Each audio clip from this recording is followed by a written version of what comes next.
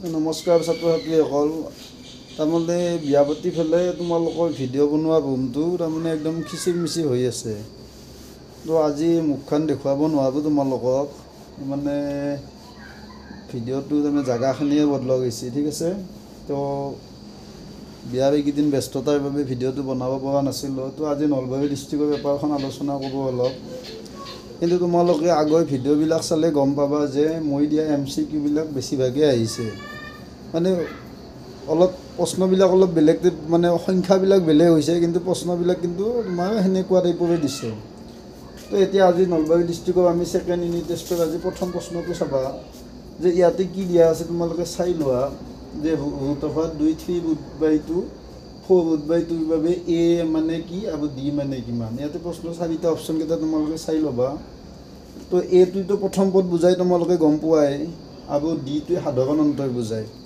মই সমান্তৰ প্ৰগতিৰ ক্লাছত আগতেই কৈছিলোঁ যে কি কয়, মানে সাধাৰণ অন্তৰ মানে পিছৰ পদটোৰ পৰা যিকোনো এটা আগৰ পদ মাইনাছ কৰিব লাগে, ঠিক আছে। তো ইয়াতে প্ৰথম পদটো তোমালোকে দেখি চাই এই মানে √2 গোটেইকেইটাতে √2 আছে, এইটো চাব লগা নাই। তো তোমালোকে খালি সাধাৰণ অন্তৰটো চালে হ'ল। এতিয়া সাধাৰণ অন্তৰৰ কাৰণে আমি এইটোৰ পৰা এইটো বিয়োগ দিলেও হ'ব, নাইবা এইটোৰ পৰা এইটো বিয়োগ দিলেও হৈ যাব, ঠিক আছে। তো মই এইটোৰ পৰা এইটোৱে বিয়োগ দিওঁ। চাবা তোমালোকে এইটোৰ পৰা এইটো বিয়োগ দিম যে 3/√2 মাইনাছ √2, ঠিক আছে। ইয়াৰ তলত এটা 1 আছে, লসাগু ল'লে √2 অকল লসাগু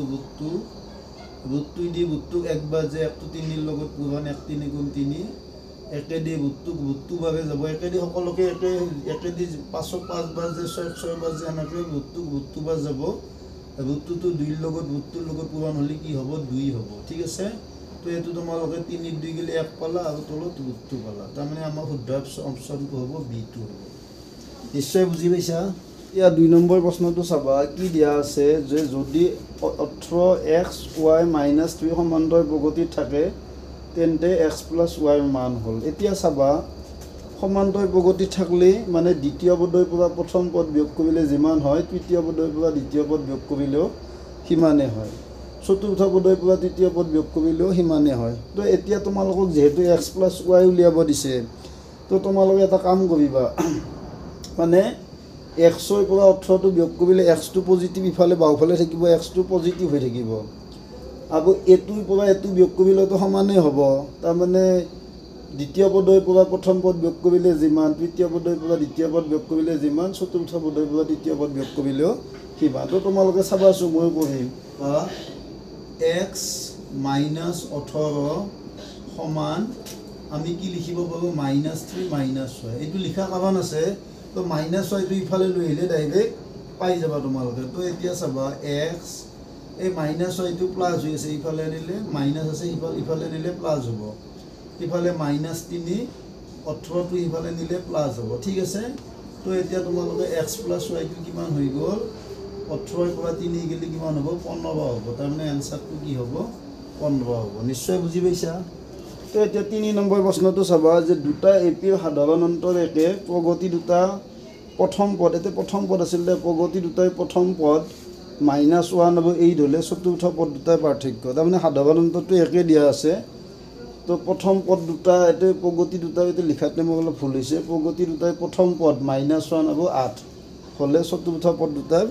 পাৰ্থক্য। তো এতিয়া চাবা, তাৰমানে আমি এটা সমান্তৰ প্ৰগতিৰ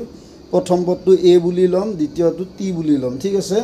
তো এতিয়া আমাক চতুৰ্থ পদ দুটাৰ পাৰ্থক্য লাগে। তো চতুৰ্থ পদ দুটাৰ পাৰ্থক্যটো চাবাচোন যে A4 - T4 লাগে আমাক, ঠিক আছে। তো A4 মানে কি, A +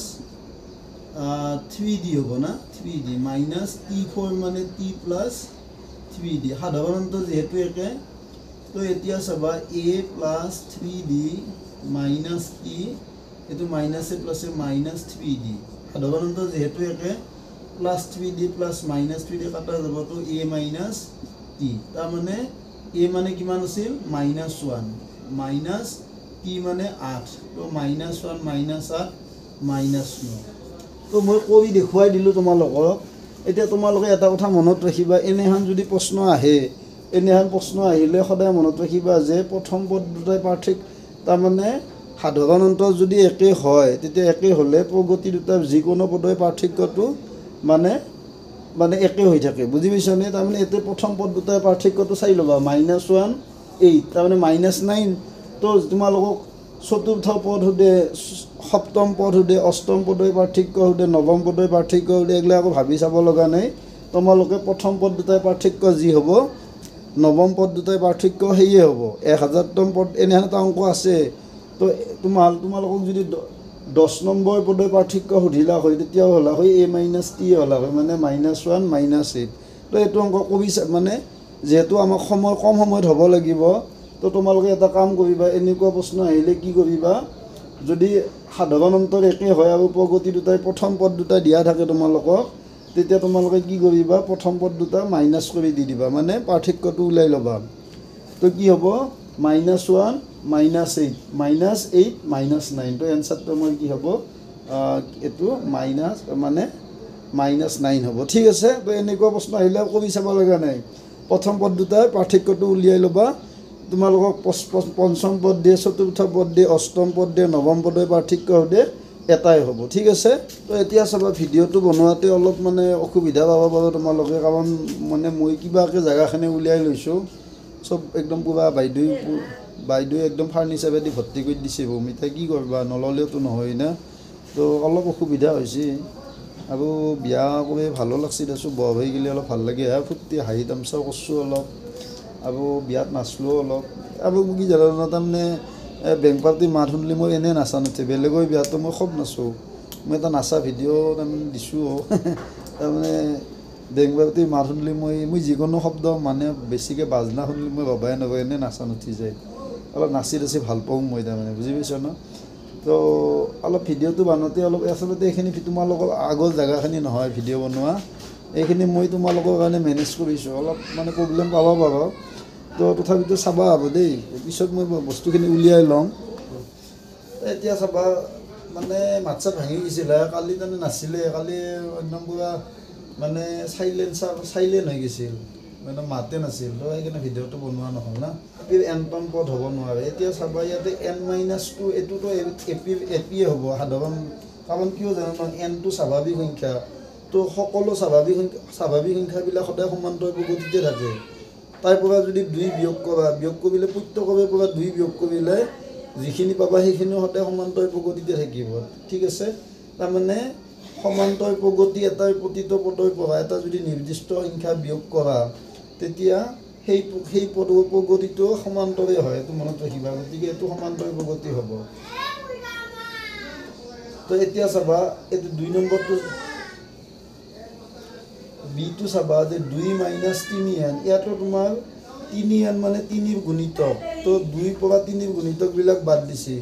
3ৰ গুণিতকটো এটা সমান্তৰ প্ৰগতি 3 × 1 = 3 3 2 × 6 3 3 × 9 এটা সমান্তৰ প্ৰগতি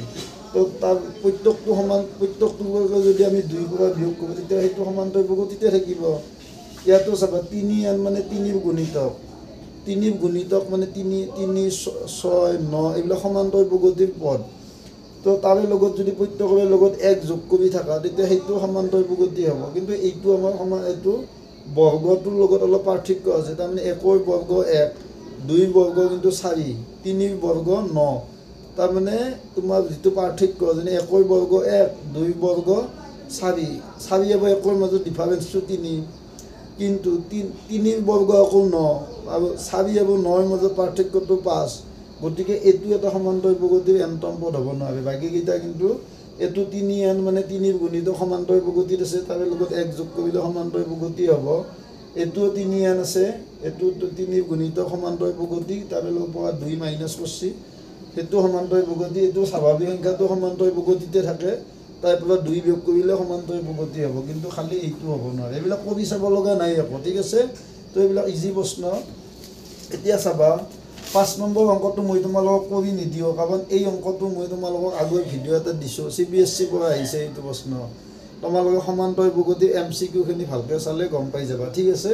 তো এতিয়া আমি 6 নম্বৰটো কৰি দিম আজি 6 নম্বৰটো কি দিছে চাই ল'বা তো আজি ভিডিঅ'টো বনোৱাতে অলপ হেৰিও হ'ব পাৰে দে মানে অলপ কিবা কাৰণে তোমালোকে মানে অসুবিধা পাবা কাৰণ বস্তুখিনি বহুত মানে জেগাখিনি একদম ঠেক জেগা মই তোমালোকে চালে গমেই পাবা তো এতিয়া চাবা 6 নম্বৰ প্ৰশ্নটো চাবা যে এটা এপি SN টো n to n+1 দিয়া আছে তেতিয়া en ওলাব লাগে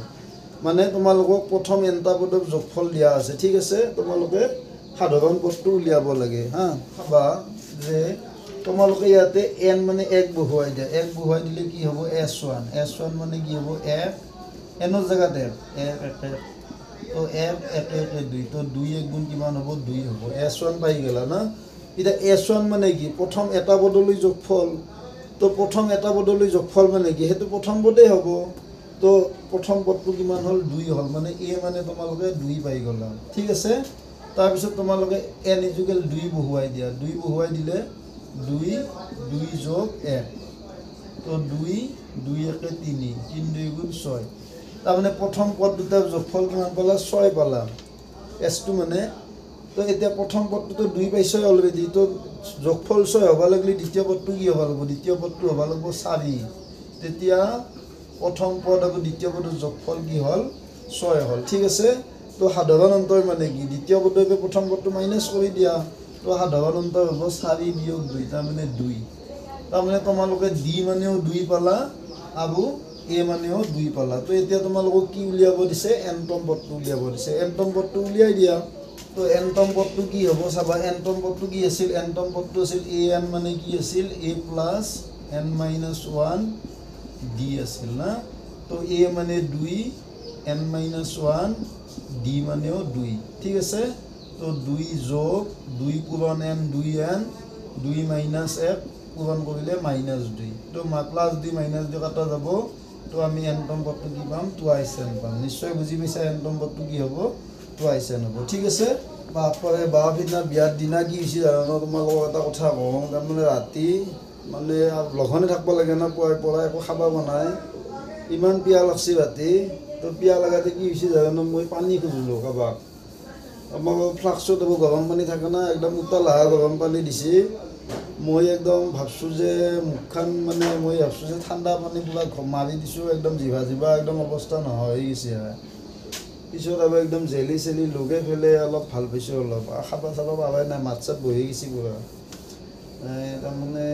আৰু নক'ম দে বিয়া একবাৰেই আৰু যি একবাৰতে যি অসুবিধা পাইছোঁ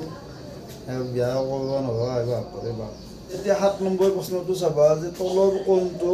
7 12 17 ... এপিটৰ পদ নহয় 177 200 147 32 তো এতিয়া চাবা ইয়াতে তোমালোকে এতিয়া চাব নোৱাৰা কেনেকৈ চাবা তো তোমালোকে এটা কাম কৰিবা যে এই এপিটোৰ সাধাৰণ পদটো উলিয়াই ল'বা এই এপিটো চাবাচোন পদবিলাক চাবাচোন